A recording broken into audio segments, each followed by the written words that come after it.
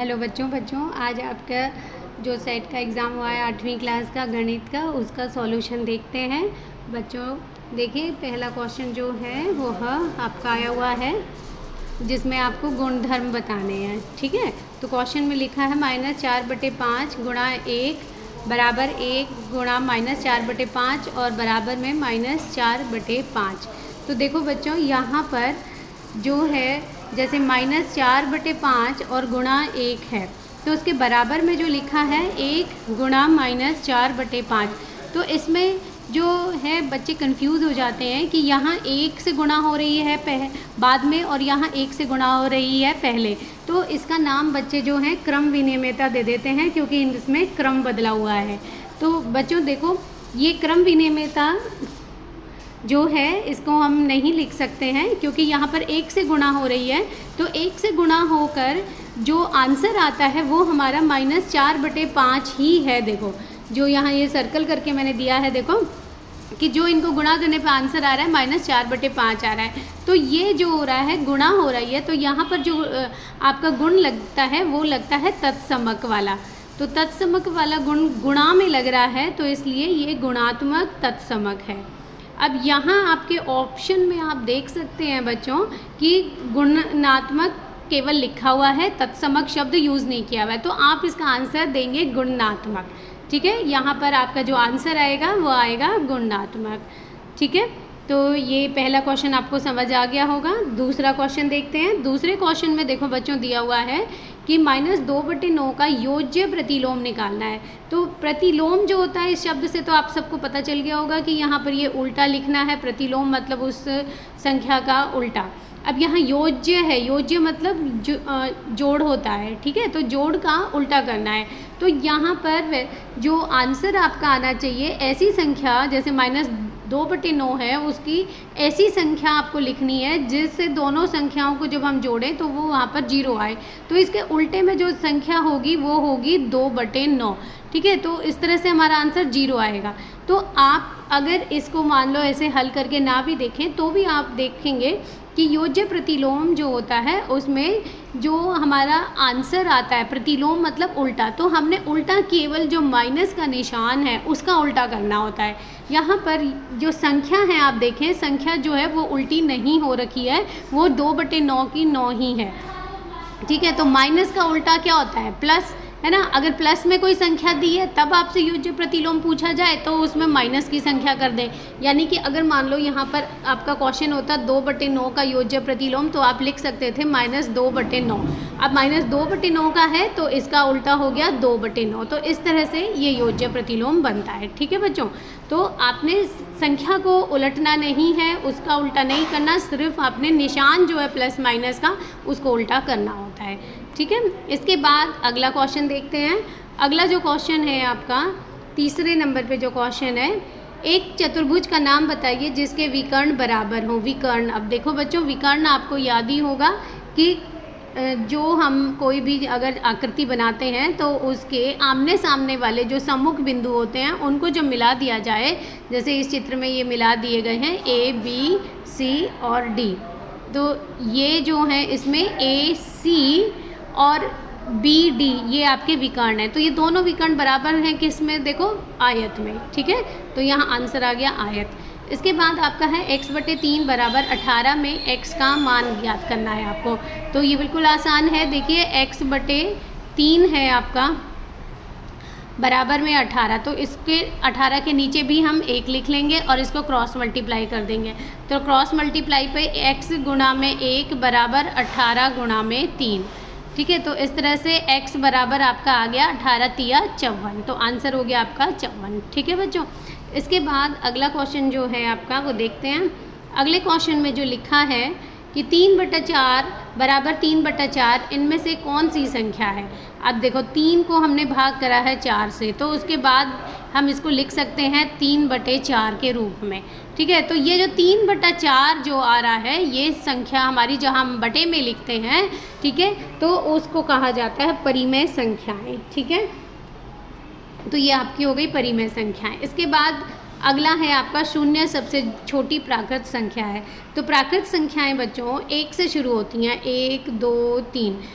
उसके बाद अनगिनत होती हैं, ठीक है। तो सबसे छोटी प्राकृत संख्या क्या हुई? 1। यहाँ शून्य पूछा गया है, तो शून्य जो होता है वो हमारी पूर्ण संख्या होती हैं, क्योंकि पूर्ण संख्याएं जो होती हैं वह 0 से शुरू होती हैं, ठीक है। तो उनको हम पूर्ण संख्याएं बोलते हैं, तो होल नंबर्स, ठीक। तो यहाँ पर आप जो है ये असत्य हो गया आपका। इसके बाद है चतुर्भुज के, इसके अलावा जो इंटीजर्स होते हैं बच्चों, वो उसमें माइनस के नंबर भी आ जाते हैं, ठीक है। तो यहाँ आपका केवल प्राकृत संख्या पूछा है, तो इसलिए असत्य है। अब अगला 7वां देखते हैं। चतुर्भुज के बाह्य कोणों का योग 540 हो सकता है। ऐसा नहीं है बच्चों, चतुर्भुज के बाह्य कोणों का योग कितना होता है? 360 डिग्री, तो इसलिए ये हो गया असत्य। इसके बाद अगला है आपका, अगले 8वें क्वेश्चन में फिर से एक गुणधर्म पूछा है। तो देखिए यहाँ पर 1/3 गुणा में ब्रैकेट में लिया है 6 गुणा 4/3। इसके बाद सामने लिखा है 1/3 गुणा में 6, इसको ब्रैकेट में ले लिया और 4/3 को बाहर लिख दिया है। तो ये इस तरह देखो, आपने पहले तो देखना है कि सब में गुणा हो रही है, तो हमारा ये हो गया गुणनात्मक, ठीक है। यहाँ पर जो हमारा गुणधर्म लग रहा है वो गुणा वाला लग रहा है, तो गुणात्मक हो गया। और क्योंकि ये देखिए यहाँ पर जो 6 है उसकी पहले 4/3 के साथ हम गुणा करेंगे तो भी आंसर वैसे ही आएगा, और 1/3 के साथ करेंगे तो भी वही आएगा। तो ये कहलाता है सहचार्य, ठीक है, सहचार्यता का गुण। तो आप यहाँ सहचार्य ऐसे लिख सकते हैं, तो आंसर हो गया गुणात्मक सहचार्य, ठीक है। इसके बाद अगला देखते हैं हम लोग क्वेश्चन। अगला क्वेश्चन जो आपका 9वां क्वेश्चन है, 9वें क्वेश्चन में दिया है, 9वें क्वेश्चन में 1/4 और 1/2 के मध्य एक परिमेय संख्या हमें निकालनी है। तो 1/4 और 1/2, देखो ऐसे जब भी हमें कोई परिमेय संख्या निकालनी होती है, तो जो भी दो हमें नंबर दिए गए हैं उन दोनों का जो डिनोमिनेटर है, नीचे वाली जो संख्या है, जैसे 1/4 है यहाँ पर और दूसरी है 1/2, तो इन दोनों संख्याओं को ऐसी संख्या से हमें गुणा करना होता है जिससे जो हमारा उत्तर आएगा ना वो सेम डिनोमिनेटर वाला होना चाहिए। तो इसके लिए हम क्या करते हैं, इन दोनों को एक दूसरे से गुणा कर देते हैं। जैसे ये 1/4 है और यहाँ नीचे हमारा 2 है, तो हम इसको ऊपर वाली संख्या को 2/2 से गुना कर देंगे, और ये जो 1/2 है इसको हम 4 से गुना कर देंगे, 4/4 से। तो ऊपर वाली संख्या में हमारा हो गया 2 को, जैसे अब ऊपर से गुना करेंगे तो 2, और 4 को 2 से गुना करेंगे तो 8, 2/8, और ये नीचे हो गया 1/2 गुना 4/4, तो 4/8। अब आप देखें यहाँ पर ये 8 और ये 8 डिनोमिनेटर में नीचे वाली संख्या जो है हमारी बराबर हो गई है। तो ऊपर वाली जो संख्या है हमारे पास बच गई 2/8 और दूसरी बच गई 4/8। तो अब देखिए नीचे वाली संख्याएं जब बराबर होती हैं तो ऊपर वाली संख्याओं के बीच की बस संख्या हम देख लेते हैं। तो 2 और 4 के बीच की संख्या हमें मिल गई 3/8, तो उत्तर हो गया हमारा 3/8, ठीक है। इसके बाद अगला क्वेश्चन देखते हैं। अगला क्वेश्चन जो 10वां क्वेश्चन है आपका, 10वें क्वेश्चन में दिया हुआ है कि x का मान निकालना है। तो x का मान हमें किस में निकालना है? 3x बराबर 2x प्लस में 18, ठीक है। तो यहाँ ये देखिए ये x है और ये भी x है, तो दोनों को एक साइड ले आएंगे। पहले 3x माइनस 2x, इसका हमने राइट साइड से लेफ़्ट साइड ले ली, तो जब साइड बदलेंगे तो इसका निशान बदल गया, माइनस हो गया, यहाँ 18 बचा रह गया। अब 3 में से 2 घटाएंगे तो 1 हो गया, 1x बराबर 18। तो आप यहाँ पर सीधा लिख सकते हैं x बराबर 18, ये आपका आंसर हो गया। इसके बाद अगला क्वेश्चन है आपका, अगले क्वेश्चन में लिखा है 6x प्लस 1/3 प्लस 1 और 6 माइनस 3/6। तो देखो बच्चों इसका हम 2 तरह से कर सकते हैं, या तो आप इसका जो इस वाला पक्ष है इसका सीधा लघुत्तम ले लें, मतलब ये जो 6x है प्लस 1/3 प्लस 1, इसका आप डायरेक्ट इस तरह से लघुत्तम भी ले सकते हैं, ठीक है। तो वो थोड़ा सा लघुत्तम लेने में बच्चों को दिक्कत आती है, तो इसलिए आप क्या कर सकते हैं कि इसके दोनों पक्षों को 6 से गुणा कर देते हैं यहाँ पर। तो 6 से गुणा करेंगे तो ये देखिए ये ऊपर हमारा 6 हो गया, मतलब कि ये जो 6x है, 6x प्लस 1, इसके बाहर 6 आ गया। अब इसमें प्लस 1 गुणा में 6, ठीक है, और इसके नीचे तो हमारे यहाँ 3 था, ठीक है। अब ये जो दूसरी साइड वाला जो संख्या है, जैसे दोबारा देखते हैं इसको यहाँ पर कि जो हमारा 6x + 1 ब्रैकेट में 6 से गुणा, नीचे 3 + 1 गुणा में 6। ठीक है, इसको आप सॉल्व करेंगे तो ये 3 एकम 3, 3 दूनी 6, ये कट गया। अब हम ब्रैकेट को अंदर हल कर लेंगे। 2 से 6 को गुणा करेंगे तो 2 6 12x प्लस 2 को 1 से करेंगे तो 2, और नीचे का ये जो हमारा डिनोमिनेटर है ये ख़त्म हो गया। 1 हम ना लिखें तो भी चल जाएगा। +1 को अब ये है 1 को 6 से गुणा करेंगे तो प्लस में 6। ठीक है, तो ये इस तरह से हमारा आ गया 12x प्लस में 8। ये हमारा लेफ़्ट साइड का आ गया सारा, LHS आ गया। ठीक है बच्चों, इसे ही हम RHS को भी हल कर लेंगे। अब RHS को हल करने के लिए भी हमने उसको 6 से गुणा करना है। तो यहाँ हमारे पास है x - 3 बटे में 6, तो इसको 6 से गुणा करा, बाहर 6 लिख दिया, तो ये 6 से 6 कट गया, बच गया हमारे पास केवल x - 3। तो हमारा हो गया ये 12x + 8 बराबर में x - 3। तो अब ये x को हम फिर साइड बदल लेंगे। 12x - x बराबर, यहाँ -3 है और ये +8 की साइड बदलेंगे तो ये -8 हो जाएगा।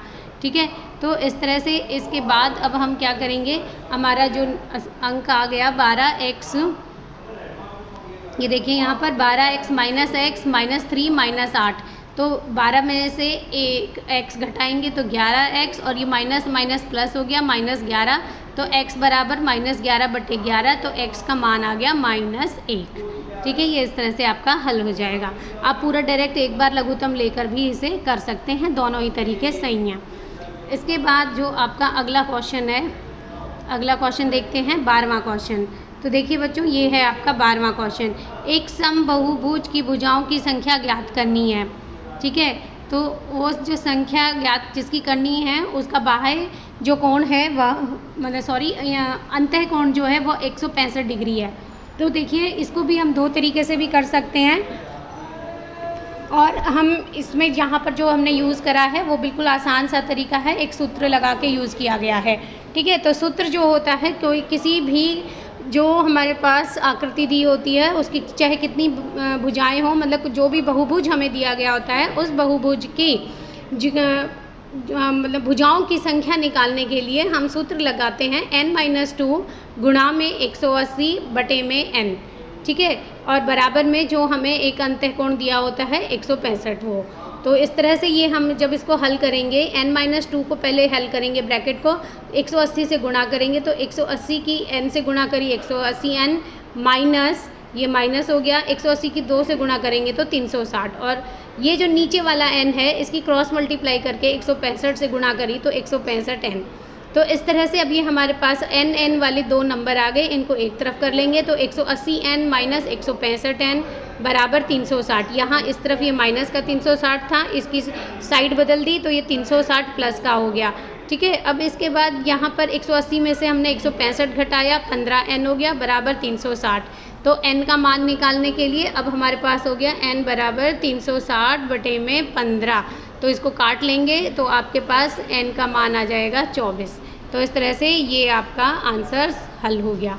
ठीक है बच्चों, इसके बाद अगला क्वेश्चन जो आपका इसी में 12वें क्वेश्चन में जो चॉइस में दिया, बच्चों जो चॉइस में आपका क्वेश्चन दिया गया है वह एक पजल दी गई है, और इस पजल में जो हमें अंक भरने हैं वह अंक हैं 1/1, 1/2 और 1/3। इन तीनों में से एक एक संख्या हमने इस पजल में, मतलब जो खाने दिए गए हैं उनमें भरने हैं। हर एक खाने में एक आनी चाहिए संख्या, कोई भी उस रो में या मतलब इस तरह से यहाँ कॉलम में या रो में वह रिपीट नहीं होनी चाहिए। ठीक है, तो देखिए सबसे पहले यहाँ पर कुछ हिंट भी दी हुई हैं आपको, जैसे पहले वाले में डार्क लाइन लगा के ये इस तरह से जो दिया हुआ है, यानी कि इन दोनों का जोड़ जो है वह 5/6 आना चाहिए। ठीक है, तो इसलिए देखो यहाँ पर हमने जो संख्या लिखी हैं पहले 1/3, फिर उसको प्लस करेंगे 1/2 से, तो 3 और 2 का हमने लघुत्तम निकाला 6 आ गया, और यहाँ पर आ गया हमारा 2 + 3, तो हमारा आ गया 5/6। ठीक है, तो यानी कि ये 1/3 और 1/2 हमारी संख्या ठीक है, क्योंकि यहाँ हिंट में लिखा गया था 5/6 का प्लस होना चाहिए। ठीक है, तो ये प्लस करने पर हमारा इतना आ गया।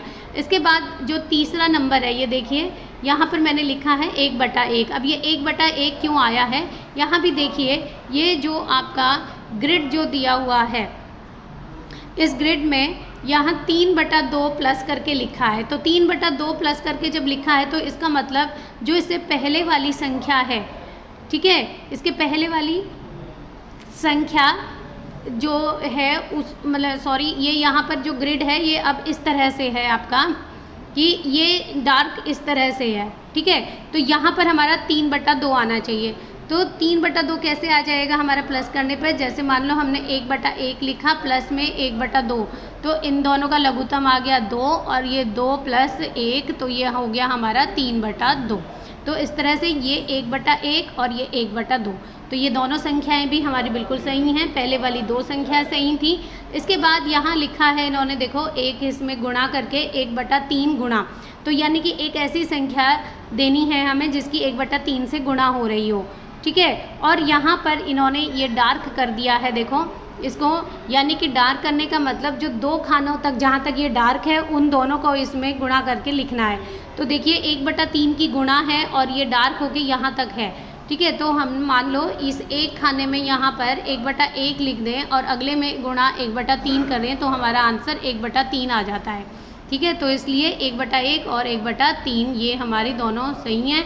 और इसका आप वैसे भी ट्राई कर सकते हैं कि जैसे जो इन्होंने लिखा है 1/2 माइनस, तो यानी 1/3 में से जब 1/2 आप माइनस करेंगे तो आपका -1/2 आ जाएगा यहाँ पर, ठीक है। इसके बाद अगला है आपका यहाँ जो ये कॉलम 1/3 पहले ही लिखा हुआ है, तो ये तो बिल्कुल आसान है, यहाँ 1/3 हो जाएगा। और क्योंकि ऊपर के 2 कॉलम्स आपके भर चुके हैं तो इसमें आप अपने आप अंदाजे से बहुत अच्छे से लगा सकते हो कि 1/3 तो यहाँ लिखा ही है। जो 2 संख्याएं बच गई दोनों रोज़ में आपकी वो अब रिपीट नहीं होनी चाहिए, तो उस हिसाब से 1/2 और 1/1। तो इस तरह से बच्चों ये आपका बिल्कुल सही हल है इस पज़ल का। तो आप इस तरह से इसको हल कर सकते हैं। और बच्चों अगर आपको पसंद आए हों सारे सॉल्यूशंस तो चैनल को लाइक कर दें, सब्सक्राइब कर दें और ज़्यादा से ज़्यादा शेयर कर दें। धन्यवाद बच्चों।